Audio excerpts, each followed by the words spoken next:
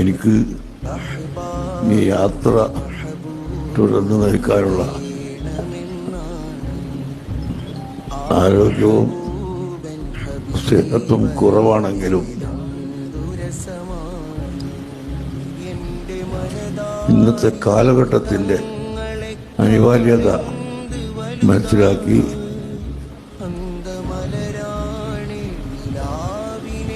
ഈ പരിപാടി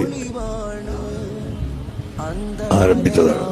ഞാൻ ഇതിൽ നിർബന്ധമായി ഭാഗവാക്കാവുന്നത് സമസ്ത കേരള ജമിയത്തുൽ ഉലമയിൽ ദീർഘകാലം പ്രവർത്തിച്ച ഒരു വ്യക്തി ഞാനല്ലാതെ ഇപ്പോൾ ആരും ജീവിച്ചിട്ടില്ല.